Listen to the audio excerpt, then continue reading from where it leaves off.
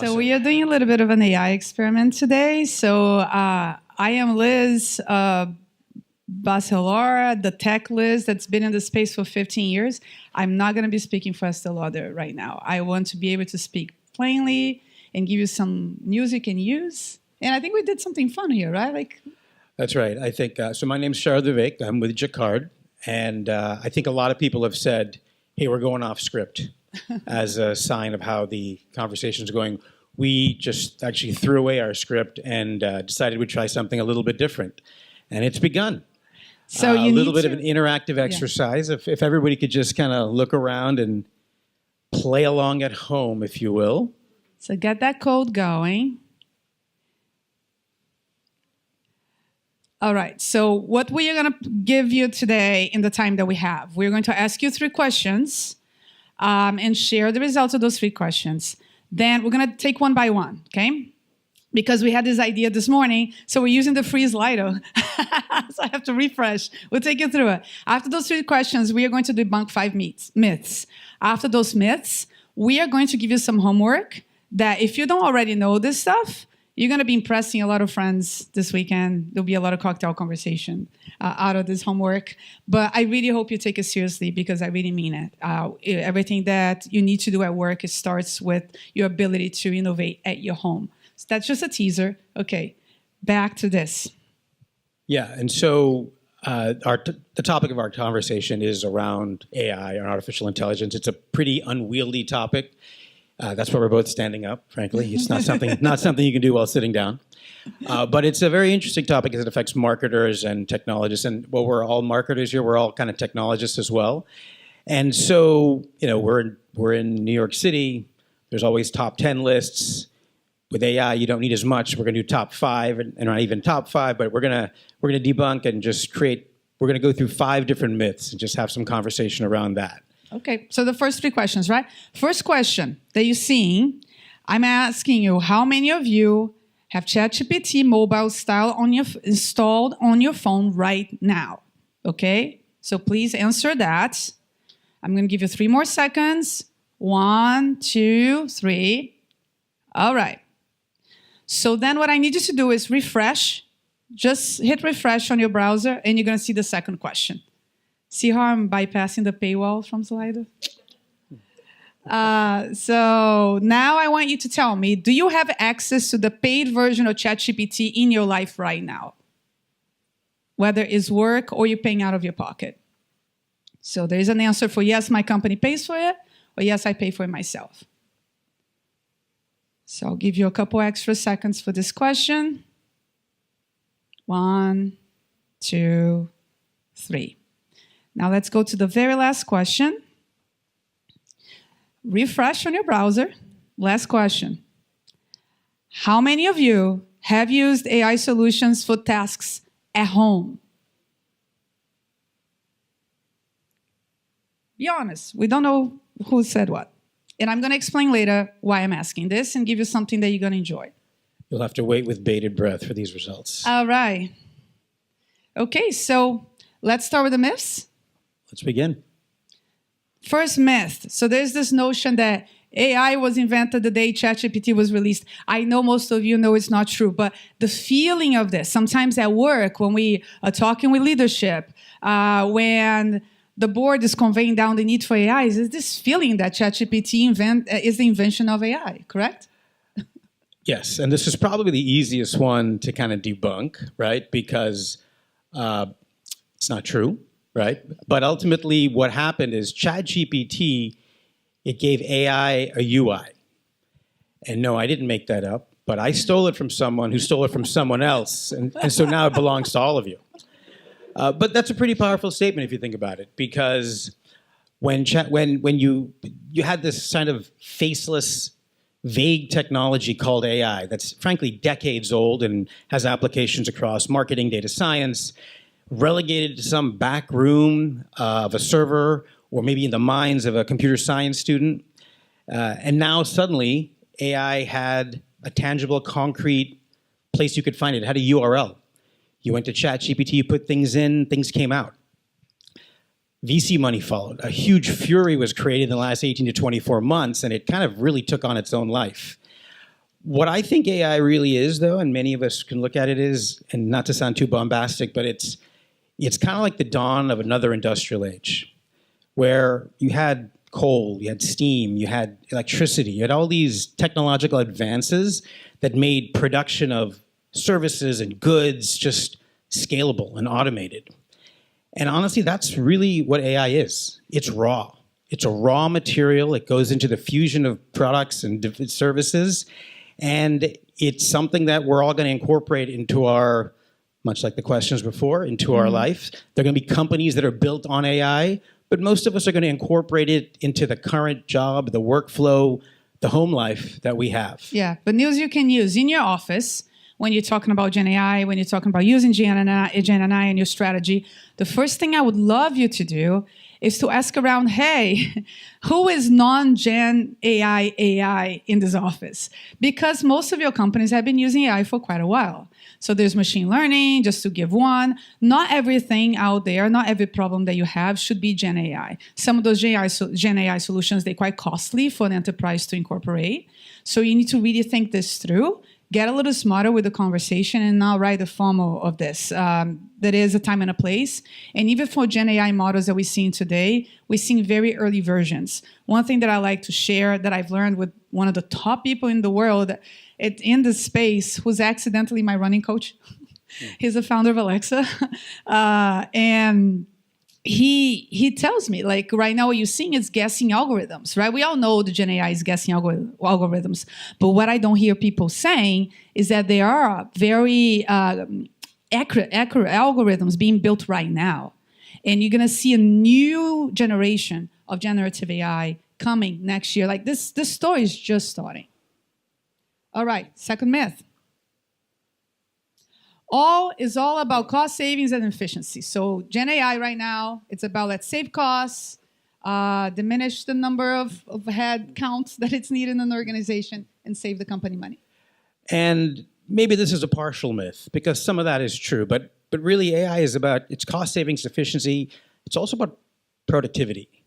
And this is a challenging one, I think, in our current environment, because it forces a real paradigm shift for how people think about AI. And by that I mean it's kind of a fixed mindset versus a growth mindset. If you're familiar, if you have any kids, or if you've read the Drucker book, I believe.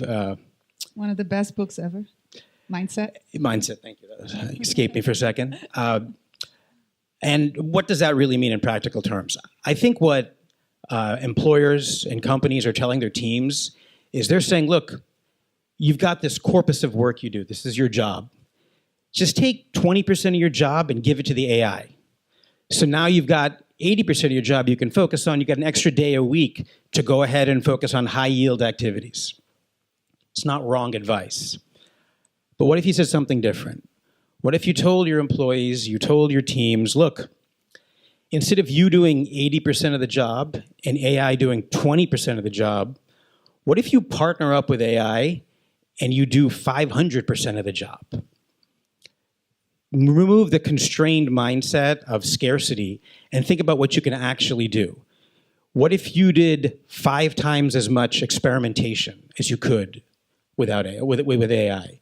5 times as much testing, 5 times as much analysis. Your productivity levels go up and the proverbial pie grows versus cutting it into smaller pieces. And I think it's a very challenging way for people to think about AI because of where we are in terms of cost savings and efficiency, which are extremely apparent. But I think we're really losing the opportunity if we can't think beyond that. Yeah, for me, I think that it's about enjoying your job a bit more. I don't know if you had this experience of getting an intern or someone very, very, very junior joining your team, and they don't know anything. It's their first job out of the college, out of school. And you're like, oh my God, it's a full-time job to train this person, right? But it works. It works. If you have a great intern, like in my case, I had an incredible intern that became part of my team. It works to take the time to train.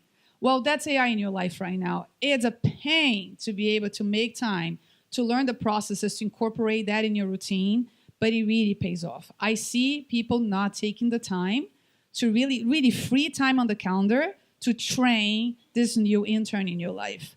And right, I use about 5 different engines, every day, including Fridays. And I have 2 engines that I use even on weekends and holidays. So I'll explain more of this later. But I just created a flow for my life that I do much more the things that I enjoy, and I spend much less time on the things that I don't like. Mm-hmm. Okay, next. It's a threat to creative class. Oh my gosh, if you're a creator here. Right. This is a big one. Right. This is it. This is the robots are coming. Right. And so this is obviously a myth, but let me explain this in another way. So the name of my company is Jacquard, and we're actually based in London. So some people refer us to as Jacquard. That's up to you. It's your classic potato, tomato situation. But Jacquard is in fact named for a late 18th century inventor named Joseph Marie Jacquard, who invented a loom, L-O-O-M, a loom, which brought a level of automation and scale to the textile industry in France. But it didn't replace the job of the artists, the craftspeople, right? The actual creatives. In fact, all it did was accelerate their usage of the loom, and they were able to develop even more beautiful tapestry than they were before. And that's what Jacquard does in the world of enterprise marketing. We generate beautiful language and content. But the lesson there, I think, is the creatives will always have a place. Is the mic working? Okay, it comes and goes. Yeah, but you back. Right, just like AI. Think for a second. You could go to an AI and you could tell it, hey, make me a Jackson Pollock painting. You could go to AI and say, write me a blog post in the voice of Salman Rushdie. Does that mean we don't need Jackson Pollock or we don't need Salman Rushdie? Of course not. The fact of the matter is we talk about machine learning models, training data. All of these are products of human creativity and human ingenuity. Without those models to train on, it's kind of pointless. So the creatives will always be there. This is an automation and scale play.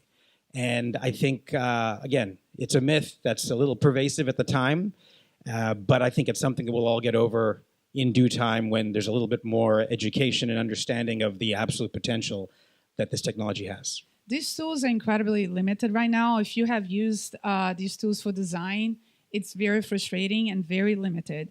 They're very useful for internal when the stakes are very low, but what they're most powerful for is for like someone like me. I'm not an artist. I'm not good with drawing and putting things down on paper. They're visual. I know what I want, though. I'm a good editor.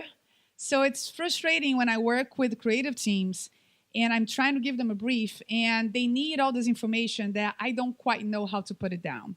So what I've been doing, I've been talking to the models, like I'm talking to a friend and saying, this is what I've been thinking. And we've been having these conversations. And now I have this bridge to a brief.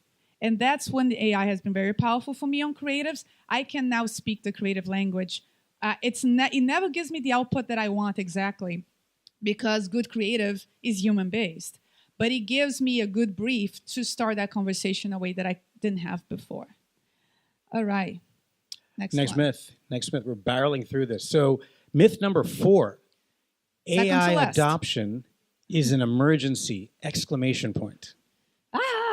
Do you want to start with this one? Yes. Yes, it's an emergency in the sense that it's a revolution like we've never seen before. I've been in the business of innovation for a long, long, long time. I've never seen something like this. I've never seen a technology come into a space in which I do trainings on Mondays for a team, and then on Friday, I feel like it's outdated. It's that fast. It's dizzying. And there is a group of us that we're getting together, by the way. You can hit me up on LinkedIn. We are creating a course that starts in 8 weeks. It's a group of us. We're going to join on WhatsApp, and we're going to write 8 weeks together. It's a AI university on the fly, and connected with the founders of some of the solutions to live the cutting edge for 8 weeks together as a group. But the yes is yes, there is an urgency about learning and reining in on what's basic. And I'm going to give you run through really fast on what's basic in a second on the last question. But what it's not is that you need to start from the beginning. The beginning is looking inward. What is the strategy of this company? What are the goals for the year? And then see how that intersects. I've seen brands, not from my company, from other brands, from other conversations, not from from Estée Lauder, but I've seen in conferences people saying, how do we use AI for consumers? Well, in which way, and is that thing that you're talking about the strategy, or you put in there because you're hearing about this? It has to serve the strategy that you already have in place. Most importantly, first order of business, AI guidelines. I see companies, I was in a lunch with executives, and they were talking to me how their legal, two executives were saying how the legal team is considering maybe letting employees use AI or maybe not, and or banning ChatGPT. Everyone's using it. Wake up. You know, it's like kids cannot use AI for homework. They're using it. It's a matter of how. So creating AI guidelines is very important because you tap into the company's culture. You create guidelines on what it is that should be done, awareness on what you should not do. I'll give you an example. These models is about crunching past data, present data, to give you an understanding of what you're seeking to, the answer that you're seeking. It's not about predicting the future, right? So it shouldn't be used for predictive decisions. It shouldn't be used for HR. It shouldn't be used like, should I hire this person? So in HR, you cannot use it. That's a guideline that you can have, right? So it's important. It's an important conversation to start. And lastly, you need the different areas of the organization, which is not the culture of innovation, to bring finance, legal, like usually those are the, or procurement, those are the people standing on my way and I need to get innovation done. No. This is a time to slow down. And you need to talk to the stakeholders to identify first what it is important for them, the pain points AI could solve, and what they are the concerns. And their concerns should be incorporated into the company's plan and the guidelines. And this emergency is not often emanating from the actual stakeholders. As Liz alluded to, AI is very political. It is a difficult decision for an organization to get behind or get against. It is polarizing in many, many cases. You have to look no further than listen to the earnings call of your favorite tech company and play a drinking game. Every time they say AI, take a shot. You will not make it out of the forward-looking. You'll be done. That's it. Forget about it. But this is real. This is real. Legions of lawyers will show up, and they'll be searching for documents that have the word AI on them. And I'll just allude to what Liz said. This is very paralyzing to the innovation of the technology. It is paralyzing to the organizations that actually can leverage this for good and not evil, because there is evil. We can get to that later. But the politicizing of this has made the topic a bit of a hot button in larger organizations, and I think it's something to be aware of because it's actually holding back innovation. Well, it's tricky because when you have to prioritize what to focus on, right? And that's usually when you find politics, but it's part of the process. So this is the last one, and then we're going to give you homework and you can use like we promised, right? The last myth is this one. Never heard this one before, right? Breaking news. Myth number 5, AI is going to take your job. Absolutely, if you are not doing anything about understanding AI, right? So if you have someone who's seeking a position, you heard this before too, they're going to hire, maybe not right now because I'm not seeing as many AI positions as companies should have posted right now. But let's say within a few months, they're going to be preferring the AI educated professional versus the one that it's aloof, that does not know what's going on. In my experience educating professionals in AI, this is not an age thing. I've seen 20-year-olds ignoring the need to learn about AI, and I've seen 50-year-olds crushing it and being the best of the class. It's back to that book mindset. It's more about the fixed mindset and holding you back. So there is a need right now for education in your life. There is a need right now for you to make space. I wanted to go through a couple things that I'm going to give you like a little tiny 10-second lecture. If you don't know these things, you should be having a conversation with yourself, okay? So here are a couple of things I will share with you. When I talk about LLMs, you guys heard this before, but LLMs, you have to kind of follow what's happening within it, right? So we had ChatGPT 4, there was ChatGPT 3, And now you have O1 preview. Okay, if you don't know O1 preview, you're behind. Do you know the difference between O1 preview and GPT-4? No. Did you know that the latest is not always the better? The last version? No. Did you know there are some queries that if you do on O1 preview, you go back and do on 4, you're going to get a better answer? Oh, you didn't know that? That information is out everywhere. You're not making time to learn that. For if you want to do something that has to do with coding, crunching numbers, crunching data, the O1 preview is better, which is the latest. If you want more the analytical, which most of us usually like, go back to the GPT-4. Now, we heard about LLMs, but we heard also lately about SLMs, right? So LLMs, because they guess a lot, they lie a lot because they want to give you an answer. SLMs, they lie less. They not, one is the large language model. S is not small, it's structured. So it's more data-driven. So these are designed to handle tables, databases, APIs. They're more reliable models. So companies should be focused on creating SLMs in certain areas. The last thing I want to say to you, no, two things. Agent AI. You guys have heard about Agent AI lately, especially during advertising week. It's this notion that we're going to have these coworkers, they're agents, they are AI-driven. Imagine the chatbot, but the chatbot used to answer, is my delivery done? Where's my package? But now the chatbot can have a longer conversation, a more emotional conversation, can now talk about sentiment. And that use case could be an agent AI that handles that repetitive task, right? And that's something that it's not going to be about replacing jobs, but about making you happier, about having that agent bringing the conversation to you when he reaches a limit, when he needs a human. Lastly, multimodal AI. So if you don't know multimodal AI, most importantly, if you have never tested, you are a month behind of this conversation, okay? At least a month behind. A month from the regular human, 6 months from a tech person. And basically, it's multiple inputs of data. It's you asking your questions with a picture or with video. It's something really, really cool. We have some homework for you on that. But imagine like that chatbot, me as a customer, just sending a photo to your platform and saying, I don't like this. And then that's it, I don't have to explain anything. And the model can talk to that consumer and address the issue. That's the multimodal world that we are reaching, and it's happening really, really fast, and it's actually really, really fun. Liz is tough love. If you haven't figured it out already, she's tough love. I'm gentle love. The corollary to this would be, look, AI is not going to take your job, but someone who knows AI will, right? We've heard that a few times already. But the truth is, this is also not even a professional enterprise, right? This is something that's personal, it's social, it's something that is going to save time on your weekend. You're going to organize recipes with any one of the features you mentioned, or just playing around on your own. You're going to be able to organize your photo collection. This is in some ways a way of life. It's just something you're going to adopt as a hobby, or you're going to adopt to just make things go smoother for you. But it's not something that should be feared. It's not something that should be...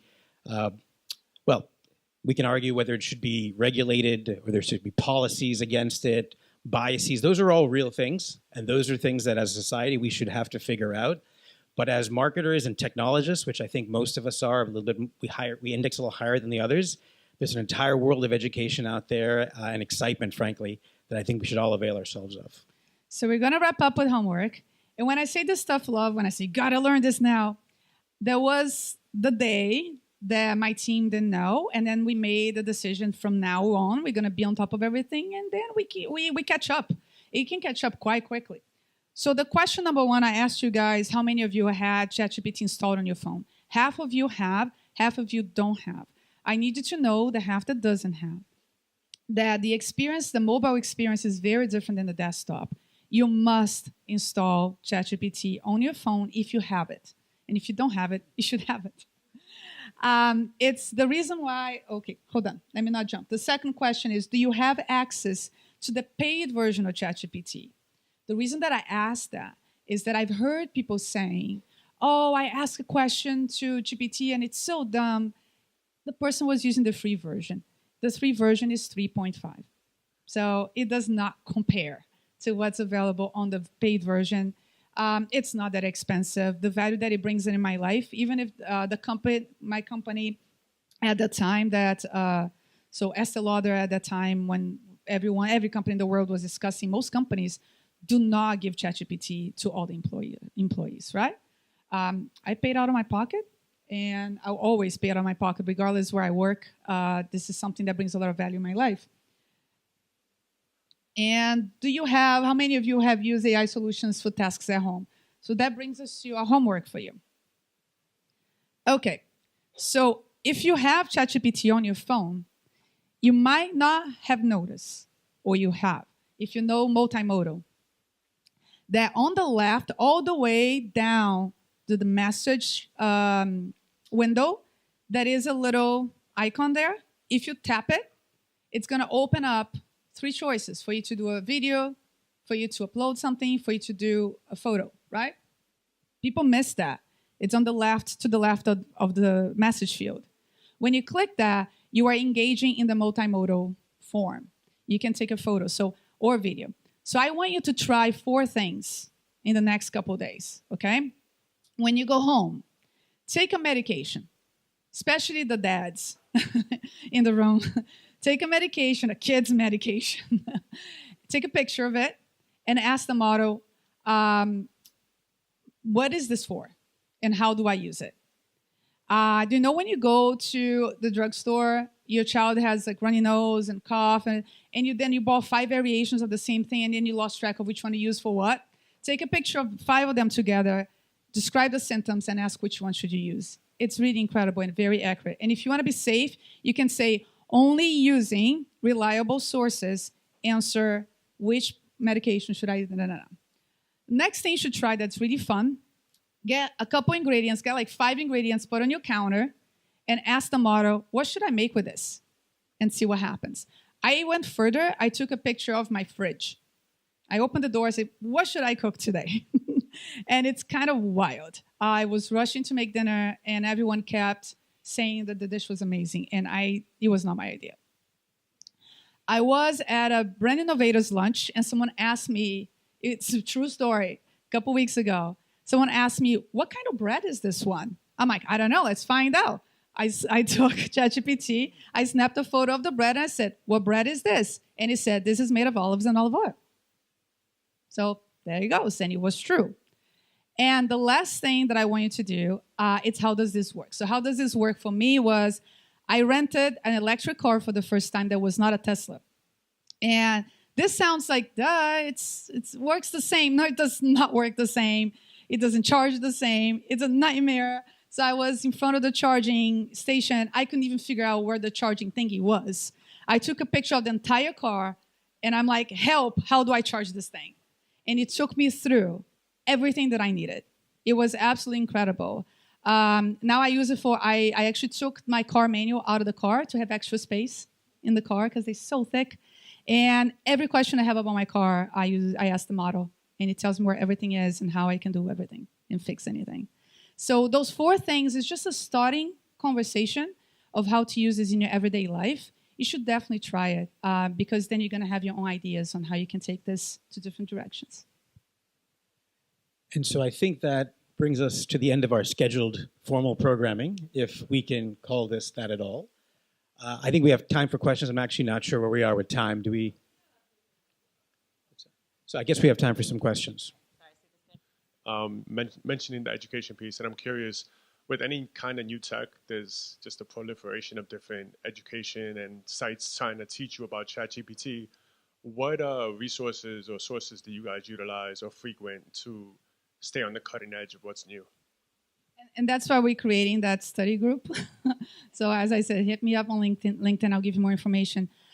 With this, I think the first place is the platforms that you're following, that you're passionate about. For instance, Perplexity is good if it has to do with web searches, but Claude is not good for web searches. Claude is more for thinking, like analytical thinking or academic thinking. So when you start learning about the differences between them, there are going to be some that are more useful to you than others. Following those blogs, those companies are really good. That's number one. The second is LinkedIn. There's some great LinkedIn. Remember influencers? There are some incredible AI LinkedIn influencers that I follow that they really package everything that happened in the week really, really well. And there are a lot of Substacks, and they usually paid. Newsletters, they're paid, that really let you know what's ahead, how to be ahead. And I've been seeing these guys ahead of all the consultants out there. They're like at the cutting edge of what's happening. Sometimes they connect right with the teams, with the announcements, and they leak the announcements before they are out there. I'm wondering how you both feel about AI becoming more human-centric, like things like ChatGPT's 4.0 voice mode. Is that something that you like with AI becoming more human, or do you feel like there needs to be more separation of church and state? I think to me, it feels like the humanity of AI it's a symptom and a byproduct of the product, right? There's a lot written about how ChatGPT sounded like, I think it was Scarlett Johansson a couple of months ago. This is just the machines doing what they're supposed to do, right? These are the inputs. I think the question you're asking is a little bit more maybe personal for others, but I feel like we're kind of on a path where the human is ultimately, it becomes an additional brain to take away certain levels of work, to increase productivity. I think it's part of the innovation curve, if you will. But I can understand how others might feel that this is kind of imposing or on something that feels a little creepy, for lack of a better term. My tone is a little tough on pushing everyone to be on top of things, but I'm a very positive person. And I feel that right now it's back to the word mindset. AI is not happening to us, it's happening with us. And you have more power than you realize. You see brands, you see now how content in many, many platforms has to be labeled made by AI or made with AI. There have been a lot of situations that I had to disclose outside of work, that I had to disclose that something is AI generated, that I created. And I feel that as a consumer, there are certain campaigns or certain interactions that I don't want it to be AI, and I'll voice that to that brand, to that company. And as an executive, you can create guardrails on what should not be AI. I feel that there is an uncanny valley of what makes me uncomfortable, that it's something that's acting human, that's not human. Maybe we have the same opinion, and we should voice that, because then that creates a limit of how far it can go. One thing that is really fun to do, since you mentioned voice, I had a meeting that I did with a group of people that spoke Portuguese. I'm Brazilian. And I decided to not speak Portuguese in the meeting. And what I did is I used the AI voice translation, which is very different than Google Translate. You give a very long prompt. You can hit me up on LinkedIn later if you want to know more about this prompt. But you give a very long prompt that explains, I'm going to be speaking English the whole time. There's people here speak Portuguese only. I'm not going to be prompting you once again. Every time there's a pause, you translate the one group's language to the other person's language, just automatically throughout the entire conversation go. And then I was speaking English, and then we translate me to Portuguese, and then vice versa. And it was very seamless. It was pretty wild. And because I speak Portuguese, I was shocked how accurate it was. He actually used words that were better than the words that I was going to use. It was wow. Last one. Sorry, we're out of time here. Last one here. Yeah, one question I had. Do you guys have a perspective on the energy costs that come with using ChatGPT? Is that something you guys could talk through? It's massive. Yeah. I mean, the perspective is you're right. No. I was just like. In all seriousness, I did meet someone at the Innovators dinner on Tuesday, whose company, and it escapes me now, is tracking these costs and trying to create some kind of trade credits and such across the industry. So it's a real challenge. And the one thing I'll say, if I can, is I think we're way better than crypto. So there's a good sign there. Oh, I'm not into crypto, but I love blockchain. And I feel that, once again, the whole notion that AI is happening with us, and that's why FOMO is not really, it's dangerous, because this is something to be slowed down and taken strategically. If you are a company or a brand that's about sustainability, you need to think about that. If you look at each model in that little drop-down menu from ChatGPT, each model that you see, when I said that it went from 3.5 to 4, each model, it's more energy, it's more computing power, it's like exponentially more. impact on Earth. So how fast do you want to go at what cost? We are the ones deciding that. Or just blame NVIDIA. Okay. Well, thank you. Round of applause for a very, very, very informative panel.